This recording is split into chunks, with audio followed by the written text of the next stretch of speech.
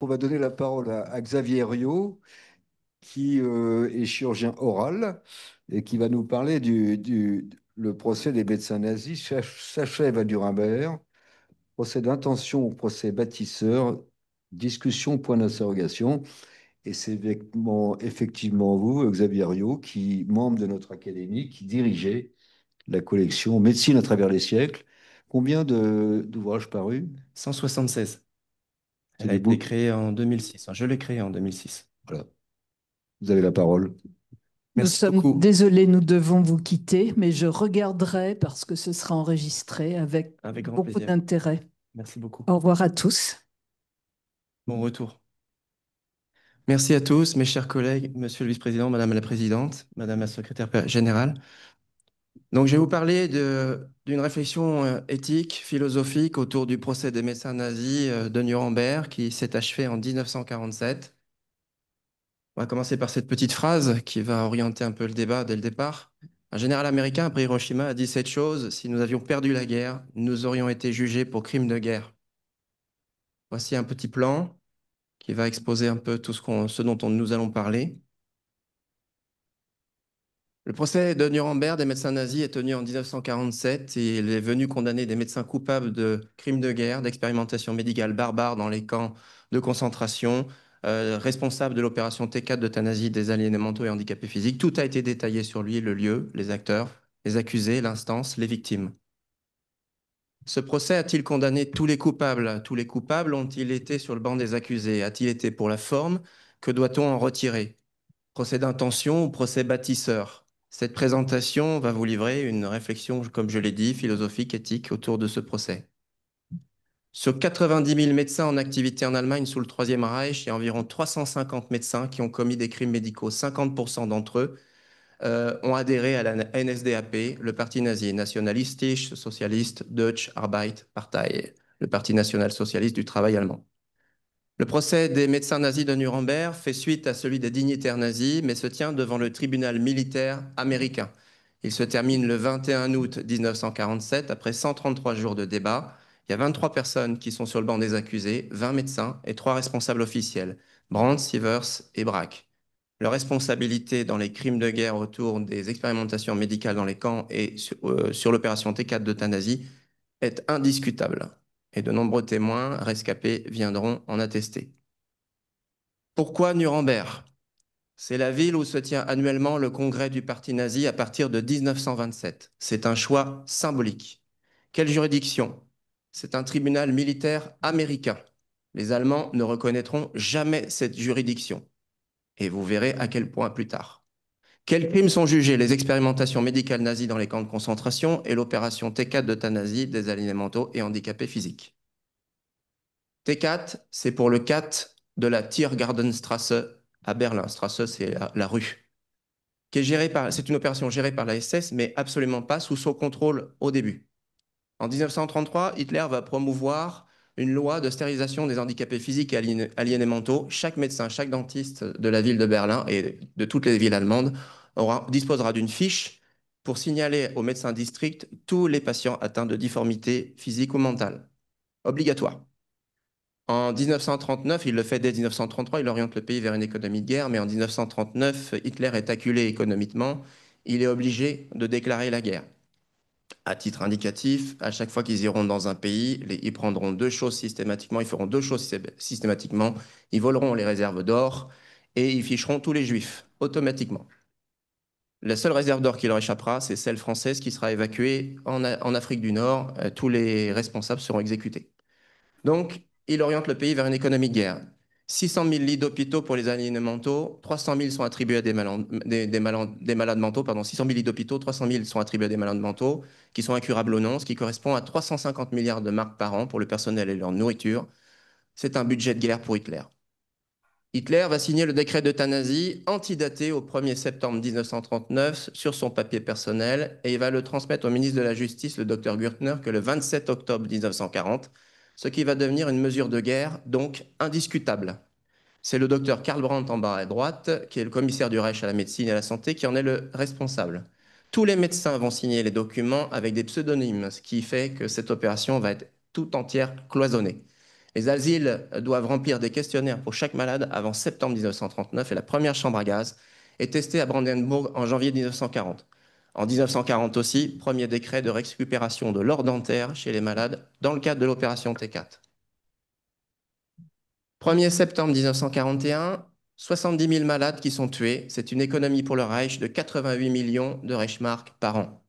Le peuple va l'apprendre, ça va filtrer, ça va apparaître au public. Les notables, les évêques vont être scandalisés. Le 24 août 1941, Hitler va ordonner l'interruption de l'opération T4. C'est la première mesure d'État abrogée sous la pression populaire. Hitler, discrètement, va transmettre malgré tout l'opération à la SS qui va poursuivre cela dans les camps de concentration sous un autre nom, l'action 14F13. 14F pour la mort d'un individu.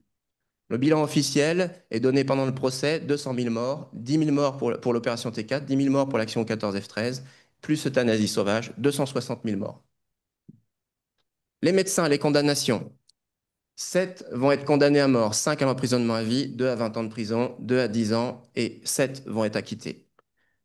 Les condamnés à mort, Braque, Brandt, Gebhardt, Owen, Brugowski, Sievers, Brandt, ils vont tous être pendus le 2 juin 1948 à la prison de Landsberg. Pour les emprisonnements à vie, là, la chose change. Fritz Fischer, sa peine est commue à 15 ans en 1951. Il est libéré en 1954. Il reprend son exercice médical. Karl Gensken, sa peine est commue à 20 ans, libéré en 1954. Handloser, commu à 20 ans, libéré en 1954. Il reprend son exercice médical.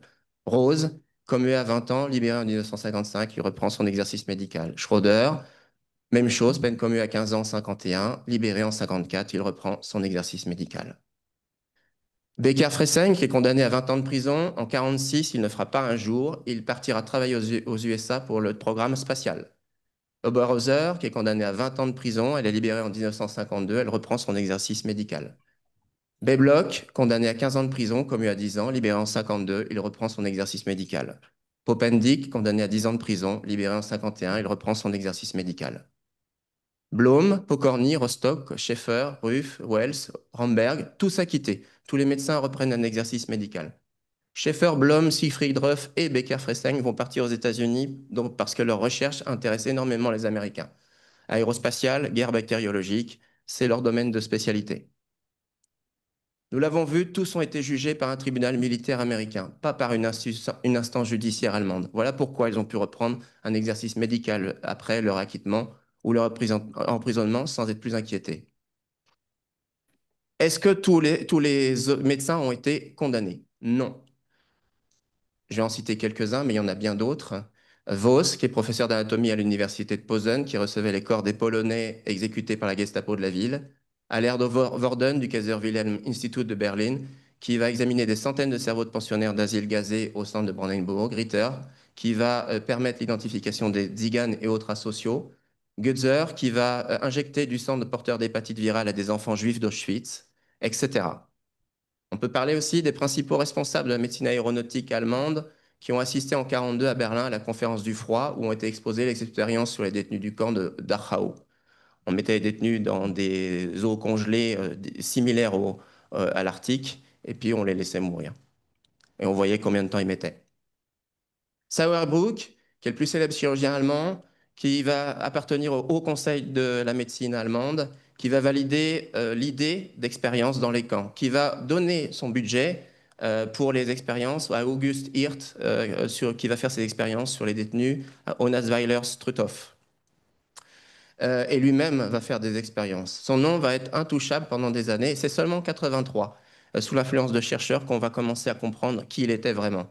Il est mort en 1951, mais il aura opéré jusqu'au bout, et il sera responsable d'accidents médicaux majeurs, parce qu'il continuera à opérer en étant en sénilité avancée.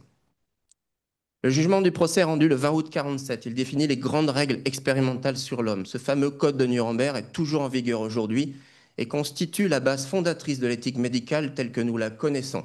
Il est composé de 10 commandements. 1. Il faut le consentement éclairé, volontaire, sans contrainte ni supercherie du sujet. L'expérience doit aboutir à des résultats pratiques pour l'humanité.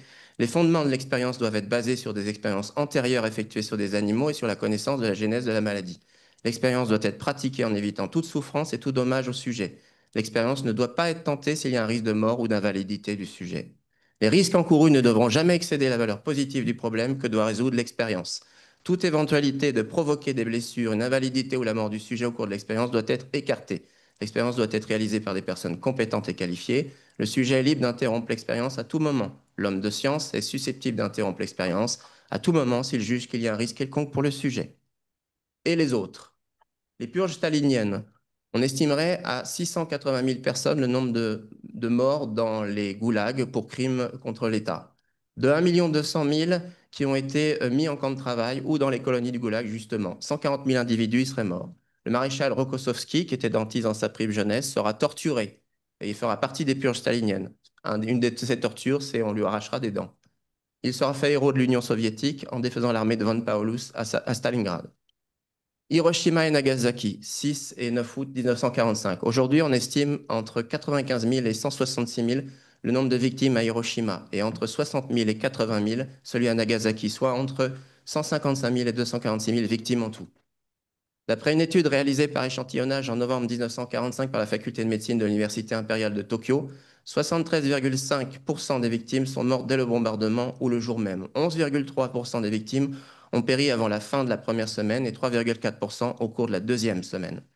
Dans l'ensemble, près des 9 dixièmes des victimes, soit 88,3%, sont décédées dans cette première période de 2 semaines. Le reste est mort majoritairement, soit 9,9%, après 3 à 8 semaines. Et quelques-uns encore, 1,4%, 3 à 4 mois après. D'après la même étude, mais sur un échantillon différent, 26,2% des victimes sont mortes le premier jour de causes inconnues, 45,5% de causes mécaniques consécutives au souffle de l'explosion et aux incendies, écrasement, traumatisme, brûlure, 16,3% de brûlures dues au flash thermique de l'explosion nucléaire et 12% des suites de l'irradiation. 70% donc d'origine mécanique sur les décès constatés. Les expérimentations américaines, le vaccin contre la grippe en 1943, effrayé par les conséquences de la grippe espagnole qui a presque tué autant d'hommes que de soldats morts sur le sol français, on a estimé les conséquences de la grippe espagnole à 55 millions de morts après avant la fin de la guerre et après la guerre.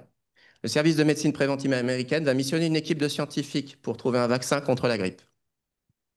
En 1942, Thomas Francis Jr., chef de la mission, et divers chercheurs, dont Jonas Salk, découvreur du premier vaccin contre la polio, auraient contaminé de nombreux malades mentaux de l'asile psychiatrique d'Ypsilanti du Michigan en leur insufflant la grippe directement dans leur cavité nasale afin de tester l'efficacité du vaccin qu'ils leur injectaient après. Une fois l'efficacité du vaccin prouvée, il a été administré aux soldats qui ont débarqué en Normandie le 6 juin 1944. L'unité 731 japonaise. Elle est créée en 1925 par décret impérial. Shiro Ishii, son responsable et son équipe débutent leur expérience sur les humains au début de l'année 1932. 1933-1934, Shiro Ishii effectue des expériences sur le choléra et la peste en se servant de prisonniers. Déjà en 1935, des films sont réalisés pour montrer leur déroulement aux officiers supérieurs de l'état-major de l'armée de Guangdong. 3000 personnes sont sacrifiées à Pingfang. La première unité de recherche de grande envergure, l'unité Togo, est implantée à Beyin, en banlieue sud de Harbin en 1932. Son existence est connue suite à l'évasion d'une douzaine de prisonniers chinois à l'automne 1934. À compter de 1936, avec la création de l'unité 731 à Pingfang et la destruction du site Beyin, les expérimentations s'étendent aux femmes et aux enfants à qui le bacille du charbon mélangé à du chocolat est distribué, puis ultérieurement aux prisonniers de guerre américains détenus au camp de Mukden. Au total, environ 400 000 personnes auraient été tuées suite à l'administration des germes d'anthrax, de choléra ou de peste que les membres de l'unité 731 ont répandus sur les villages aux alentours. De 1937 à 1945, environ 12 000 cobayes, hommes, femmes, enfants, seraient morts au cours des expériences faites par l'unité 731 dans leur laboratoire. Ces expérimentations conduisent à l'utilisation d'armes bactériologiques utilisant principalement l'anthrax, le tétanos et la peste. À cet effet, les méthodes imaginées pour répandre les bactéries sont diverses: distribution de nourriture, de vêtements infectés, bombes, largage de puces, infestation des sols et de l'eau. À la fin de la guerre, le 12 janvier 1946, l'ordre est donné d'arrêter Shiro Ishii. Les membres de l'unité 731 négocient alors avec le général américain Douglas MacArthur, arrivé au Japon à la fin du mois de septembre 1945, et sa hiérarchie impacte les soustrayant aux poursuites intentées par le tribunal de Tokyo. En échange, les États-Unis reçoivent de Shiro Ishii l'ensemble des résultats des tests menés par l'unité 731, principalement ceux concernant ses essais de guerre bactériologique, résultat qu'il a conservé dans sa fuite. Il a ainsi bénéficié d'une totale impunité et a obtenu même qu'une pension lui soit délivrée jusqu'à la fin de ses jours. Il a aussi permis que les membres de son équipe ne soient jamais inquiétés. Ce n'est qu'en 2002, puis en 2005, que la justice japonaise a condamné l'action de cette unité. Conclusion. Personnellement, je ne retiendrai pas les condamnations du procès des médecins nazis de Nuremberg qui me semblent insuffisantes face à la gravité des crimes commis. La morale voulait des coupables, des responsables, même tronqués d'un point de vue numéraire, les Alliés en ont donné pour l'exemple. Si une chose pour moi doit être retenue de ce procès, c'est bien évidemment son jugement du 20 août 1947, qui a défini les grandes règles expérimentales sur l'homme, les 10 commandements de l'éthique médicale. Par son jugement, ce procès était une nécessité absolue et revêt indéniablement un caractère symbolique fort. Si l'éthique médicale était jusqu'alors embryonnaire, elle a pris une bonne fois pour toutes son envol à ce jour-là. C'est ce qui compte finalement, mais que de vies détruites, que de sang versé pour en arriver là. N'y avait-il aucun moyen d'y parvenir autrement avec la même objectivité? Le procès de Nuremberg a fait l'objet d'innombrables publications, mais en définitive, il a toujours été étudié isolément, hors de son contexte historique. Ses minutes, ses acteurs, ses sentences, son code, tout a été passé au crible, ce qui lui confère une importance primordiale, mais le plus souvent sans tenir compte de son environnement historico-politique. Replacé dans son contexte, on se rend compte que tous les belligérants ont les mains tachées de sang. Selon que l'on soit vainqueur ou vaincu, la morale n'est pas la même pour tous et considérée sous cet angle, tous les criminels n'ont ainsi pas été jugés. Mais après analyse, les vaincus sont-ils les seuls criminels? Ceux-là même qui ont organisé ce fameux procès et rendu les verdicts ne sont pas non plus exempts de reproches. Toutefois, le symbole demeure indubitablement, et c'est essentiel car il est le garant encore aujourd'hui dans le milieu médical d'un honneur et d'une probité véritable. Merci de votre attention.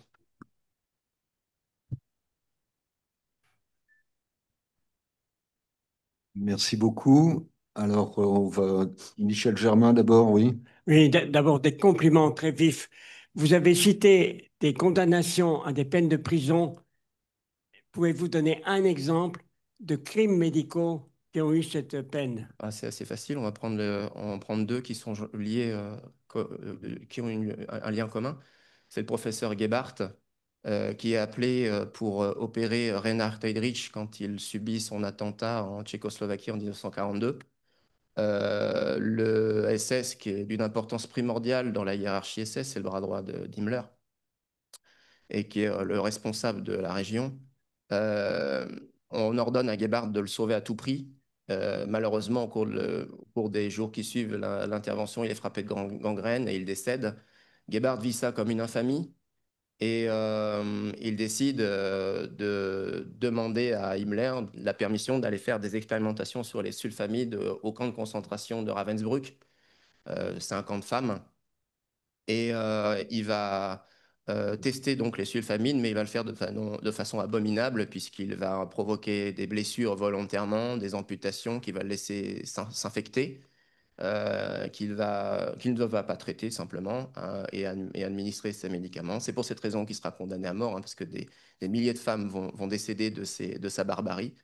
Revancharde, parce que c'est ni plus ni moins qu'une revanche par rapport, enfin c'est ce qu'il veut en tout cas, par rapport à son échec sur Reinhard Friedrich, mais échec qui était peut-être pas de sa responsabilité, hein.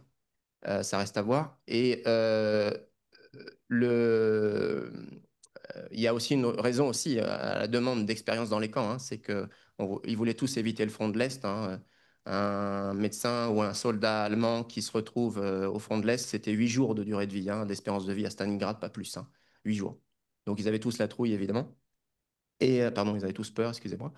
Et donc, bah, son bras droit, donc Gebhardt va être condamné à mort, et son bras droit, c'est Hertha Oberhauser, que j'ai cité dans les personnes qui ont été sanctionnées.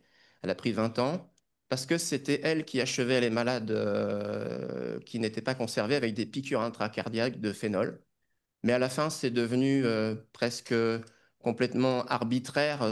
C'était pas seulement des malades, elle en choisissait au hasard et puis elle piquait au hasard. Voilà. Et c'est pour ça qu'elle a été condamnée. Donc c'est quelqu'un d'abominable et permettre que quelqu'un comme ça reprenne un exercice médical après, c'est juste invraisemblable. Invraisemblable. Oui, Gina Crissat. Je vous remercie parce que, pareil, j'adore l'histoire et vous avez bien résumé. Il est important de se rappeler ce qui s'est passé. Et malheureusement, le plus horrible de tous ces médecins nazis est mort de sa belle mort, puisque c'était Joseph Mengele qui a fait tous ces travaux atroces sur les jumeaux et sur les femmes. Mais il est mort de sa belle mort en Amérique du Sud, sans aucun problème. Mais le rappel que vous avez fait sur Nuremberg, effectivement, les bases de l'éthique, qui s'est prolongé en 64 avec Helsinki, qui est revisité tous les 2-3 ans, et il faut le rappeler, puisque ça a été la base de ne plus faire des essais cliniques sauvages, ce que l'armée américaine a fait maintes fois sur l'humain. On demande le consentement, et c'est la base, et c'est ça, on ne fait plus d'essais sauvages, on n'utilise pas des tribus ou des gens et on teste des médicaments, et ça a été la base des essais cliniques, et c'est très important de le rappeler, pour continuer à le dire, c'est la prolongation, c'est le code d'Helsinki, revisité en Europe, qui fait partie des normes et qu'on ne fait plus d'essais. C'est très important de le rappeler, je vous en remercie. La seule chose, c'est que vous avez rappelé les dégâts d'Hiroshima, que je séparerais un peu, parce que c'était plus les médecins, ça c'est les affres de la guerre, on va dire. Les affres de la guerre, mais Oui, c'est voilà, la heureusement. la conséquence. Et si on parle de crimes de guerre contre l'humanité, c'en est un. Voilà. Et qui se Quoi passe qu'on dise, encore aujourd'hui, qui fait peur, malheureusement. qui fait très peur aujourd'hui, oui. Je vais lire sur mon Alors, mail. J'ai rangé plein de trucs. C'est bon. qui est-ce qui parle? Vas-y, vas-y. Oui. Oui, merci. Vous êtes passionnant. Vous l'avez écrit peut-être dans un livre. Je le dirai avec émotion. J'ai lu aussi pendant mon clinique avec émotion. J'étais chef de clinique à l'hôpital Ah, ça, Rothschild et j'ai lu un livre Blouse blanche, étoile jaune.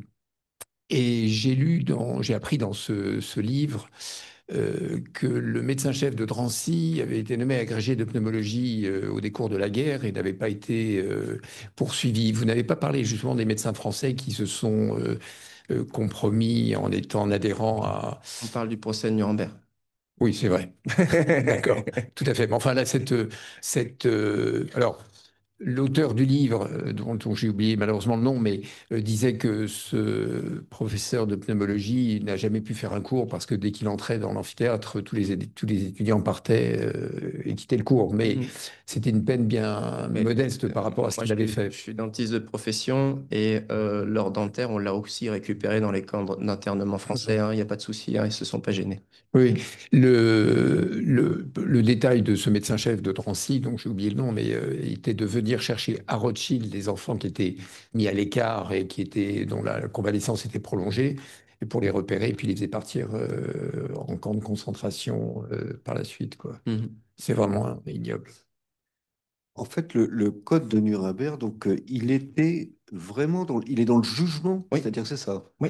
Mais ils sont partis avec l'idée de juger ces médecins, mais également de faire le code où en fait, initialement, ça devait déboucher sur un code où on ne sait pas. Je ne sais pas. Ouais. Franchement, là, vous me posez, Nicole, je Ouais. ne sais pas.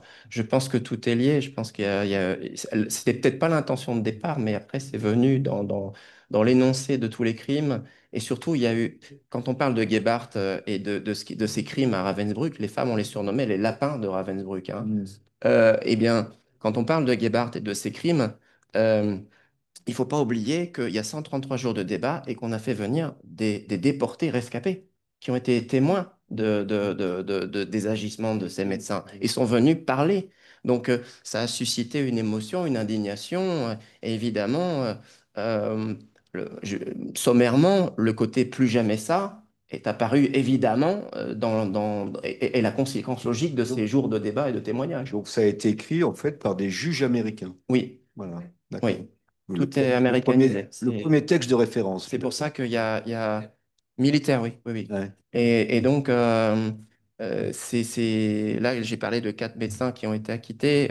Il y en a 3 qui sont partis pour le programme aérospatial américain, certainement parce qu'ils ont travaillé dans les camps type Dora, Elrich, qui étaient consacrés justement à la fabrication des V1, V2, des systèmes de propulsion, et où il y avait des déportés partout. Je veux dire, Werner von Braun qui part aux États-Unis, il a travaillé au milieu des déportés, il ne faut pas le perdre de vue, au camp de Dora, qui est un camp abominable, un camp de travail abominable. Et donc, il y en a 3 qui partent en aérospatial et il y en a un qui part aux États-Unis pour participer au programme de guerre bactériologique américain. Voilà. Eh bien, merci beaucoup. S'il n'y a pas d'autres questions. Merci à Si, vous. encore une question. Il y a le micro ici. Non, non, le micro, s'il te plaît, le micro. J'avais entendu dire que Reinhard Heydrich était peut-être décédé d'une embolie pulmonaire aussi. Ouais, Est-ce que vous savez les lésions qu'il a eues Non. suite à son attentat à Non. Prague, Je dans sais la ville de juste, je Prague? sais juste que c'est Gebhardt qu'on a appelé pour l'opérer. D'accord. Je l'ai lu, hein, je l'ai lu de quoi il est mort exactement. Je sais juste que c'est Gebhardt qu'on l'a appelé pour opérer Reinhard Heydrich, que on lui a donné comme consigne de le sauver à tout prix. C'était le bras droit d'Himmler. Il faut savoir qui était Reinhard Heydrich. C'était pas n'importe qui, hein. C'était le protecteur de Bohême et Moravie, donc un responsable d'une grande région. Mais surtout, c'était le bras droit d'Himmler, d'Heinrich Himmler, le patron de la SS. Et c'était quelqu'un qui avait des fiches compromettantes sur tous les dignitaires nazis. Donc pour Himmler, c'était quelqu'un qui comptait beaucoup, parce que ça lui permettait d'avoir un moyen de pression sur toute la hiérarchie et le gouvernement nazi, justement. Bien. Donc, il fallait le sauver à tout prix. Et justement, il va échouer. Dernière C'est là qu'il question. vit ça comme une infamie. Mais, Oui, bien sûr. Oui. Dans le barrage de Castillon. Oui, oui, ils ont récupéré. Merci. Ça a été la course pour ça, oui. Mais les Français en ont récupéré aussi, oui. Merci beaucoup. Merci.